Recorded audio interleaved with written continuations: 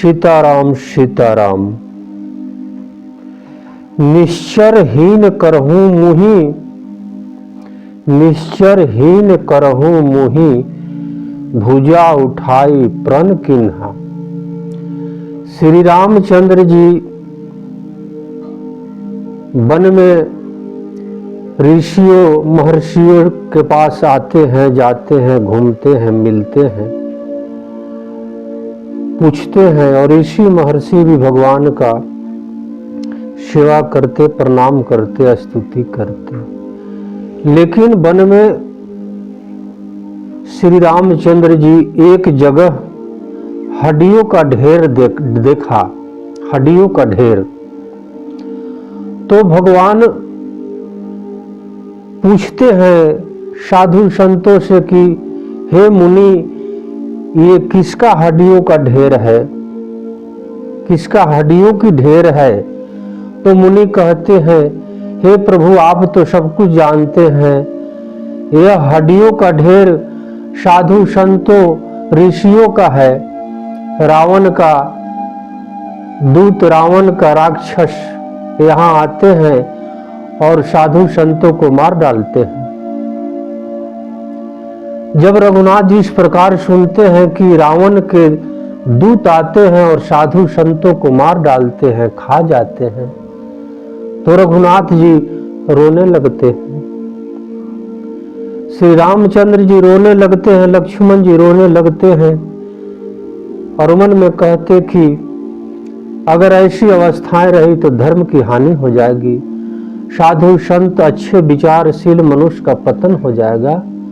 तो भगवान अपने भुजा को उठाकर कसम खाते हैं कि मैं निश्चरहीन करहूँ मुहि, भुजा उठाई प्रण किन्हा।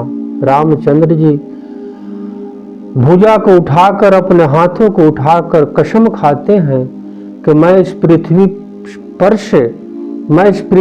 पर से राक्षसों का हीन कर दूंगा, रहित कर दूंगा, मार डालूंगा। इस प्रकार रामचंद्र जी कसम खाते हैं। इस कथा को ध्यान से श्रवण करें कि भगवान किस लिए पृथ्वी पर अवतार लेते हैं। साधु संतों को रक्षा के लिए और दुष्ट का नाश के लिए। भगवान ये हड्डियों का ढेर देखकर प्रभु विचलित हो गए और मन में दुख करते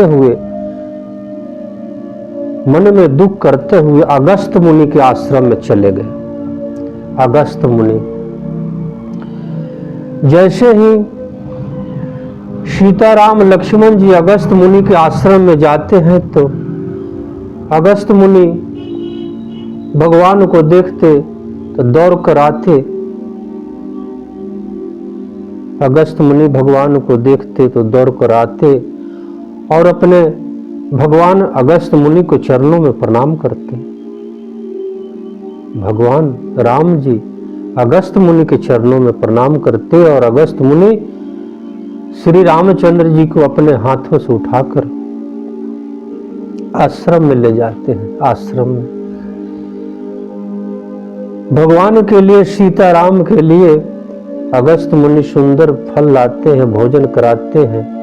उसके पश्चात स्वयं श्री रामचंद्र जी अपने मुख से क्या कहते हैं, ऐसी बात रामायण में स्पष्ट रूप से प्रभु कही नहीं कही।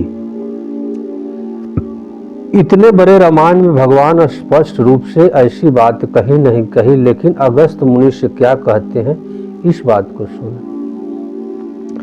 श्री रामचंद्र जी कहते हैं कि हे मुनि, मैं किस कारण से अवतार लिया हूं आप सब जानते हैं। मैं किस कारण से वन आया हूं आप सब जानते हैं। मुझे क्या करना है ये सब आप जानते हैं। अब मुझे विलंब नहीं करनी चाहिए इसके विषय में। हे महामुनि, आप मुझे ऐसा स्थान बताएं, ऐसी जगह बताएं जहां संतों के द्रोही राक्षस का आवागमन हो। रामचंद्र जी पूछते कि हे मुनि, ऐसी रास्ता बताएं, ऐसी जगह मुझे बताएं जहां मैं जाकर रहूं और वहां से राक्षसों का नाश करने का तैयारी करूं। अगस्त मुनि से श्री रामचंद्र जी स्पष्ट रूप से सब बात कह देते, कहते कि मैं किस लिए आया, हमारी जन्म का कारण क्या है, प्रभु आप सब जानते हैं। अगस्त मुनि मुस्कुराते हुए भगवान से कहते कि हे प्रभु, आप तो अगस्त मुनि कहते कि हे प्रभु, आप ही के बल से, आप ही की कृपा से मैंने कुछ जानता हूं, या दूसरा कोई संत महात्मा जान लेते हैं आपके विषय में।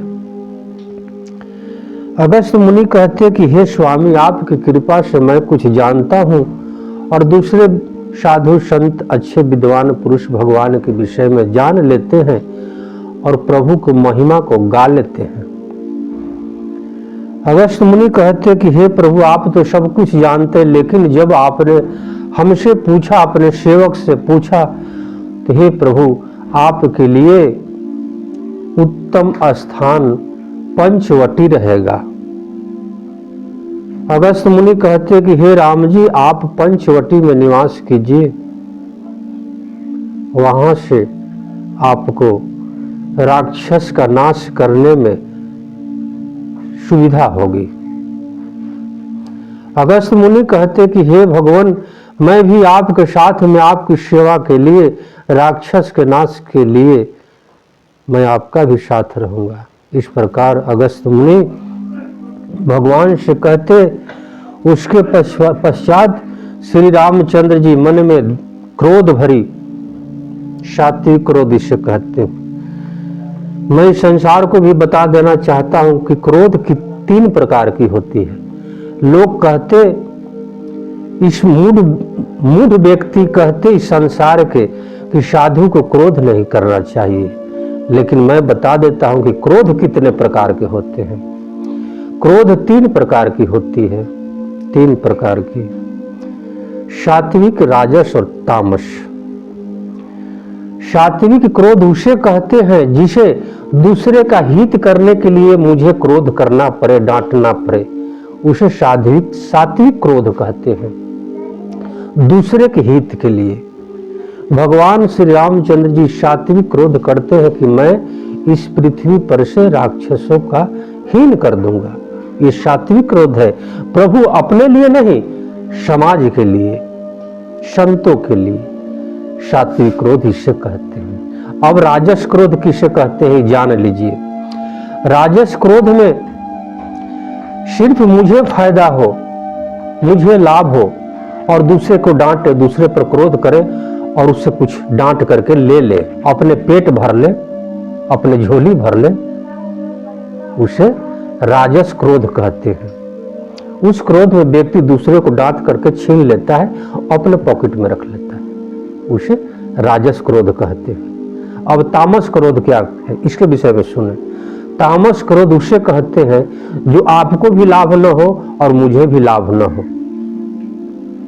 तामस क्रोध उसे कहते हैं कि दूसरे का भी लाभ नहीं हो और मुझे भी लाभ नहीं, बेवजह उसे क्रोध कहते हैं, बेवजह कर्म कहते हैं, बेवजह क्रोध करना, इसे कहते हैं पागलपन। ऐसे व्यक्ति शराब के नशा में बेवजह क्रोध करते हैं। मैंने आपको क्रोध बता दिया कि कैसी क्रोध करना। क्रोध भी एक धर्म है, क्रोध भी एक धर्म है।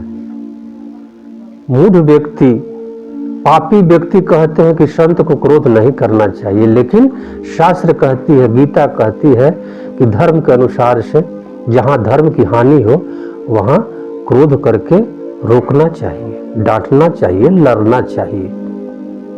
ये सात्विक क्रोध है। संत को अधिकार बनता है कि जहां धर्म का हानि हो वहां पे खड़ा होकर लड़े, क्रोध करे, डांटे, मारे या हत्या भी कर सकता है संत, जहां धर्म की हानि हो रही है वहां पे। अब मैं कथा को, भगवान वहां से कथा को थोड़ी हमने दूसरी जगह ले गई थी, अब फिर पुनः राम कथा में आपको बतलाता हूं। अगस्त मुनि से मुलाकात करके उसके पश्चात अगस्त मुनि के पास जितनी शक्तियां थी, जितनी दिव्य शक्तियां थी, धनुष बाण जितने थे, सारी शक्तियां अगस्त मुनि राम और लक्ष्मण जी का प्रदान कर देते हैं। तप के द्वारा अर्जित किए हुए अगस्त मुनि उस तप के फल का भगवान को अर्पण कर देते हैं।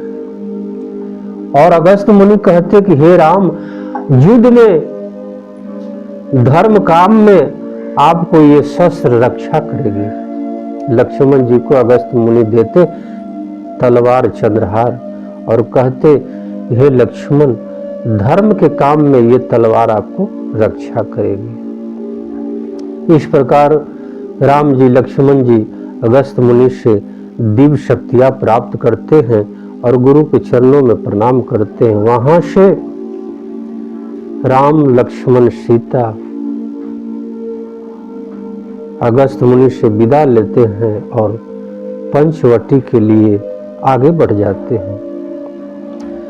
जैसे ही अगस्त मुनि से विदा लेकर रास्ते में आगे बढ़ते हैं तो जटायु मिलते हैं। जटायु, गिद्धराज जटायु। गिद्धराज जटायु की शरीर भारी भयंकर थी, तो लक्ष्मण जी जैसे ही गिद्धराज जटायु को देखते हैं तो किसी राक्षस समझकर लक्ष्मण जी कहते कि हे भैया, ये कोई बड़ी राक्षस है, मैं इसे तुरंत वध कर देता हूं। तो रामचंद्र जी कहते कि नहीं लक्ष्मण, बिना जाने बिना समझे किसी के ऊपर धनुष चला देना, बाण चला देना, ये मूर्खपना है। भगवान श्री रामचंद्र जी गिद्धराज जटायु जी के पास जाते हैं और प्रणाम करते हैं और स्वयं रामचंद्र जी अपनी परिचय देते हैं।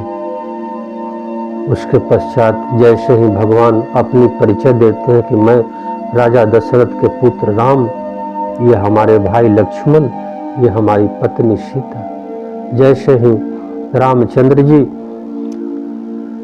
गिद्धराज जटायु को अपनी परिचय देते हैं तो जटायु हंसने लगते हैं और कहते कि आप राजा दशरथ के पुत्र हैं। राजा दशरथ और स्वयं मैं देवासुर संग्राम में दोनों मित्र एक साथ राक्षस से युद्ध किया है।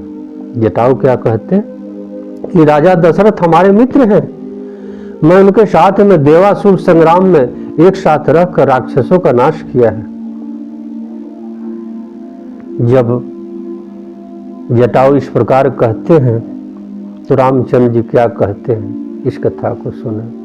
रामचंद्र जी कहते हैं कि हे पक्षीराज, जब आपने इस प्रकार बात कही तो मुझे ऐसा लगा कि आप हमारे पिता के समान हैं। इस प्रकार भगवान गिद्धराज जटायु से मिलते हैं और जटायु जी कहते हैं कि आप इस पंचवटी में निवास कीजिए, मैं भी अपनी बल के अनुसार से, मैं भी आपकी शक्ति के अनुसार से आपको सेवा करूंगा। इसके पश्चात भगवान पंचवटी के पास गोदावरी के तट पर पहुंचते हैं और गोदावरी के तट पर भगवान लक्ष्मण जी वहां पे पनकुटी बनाते हैं, एक सुंदर। साधु ऋषि महर्षि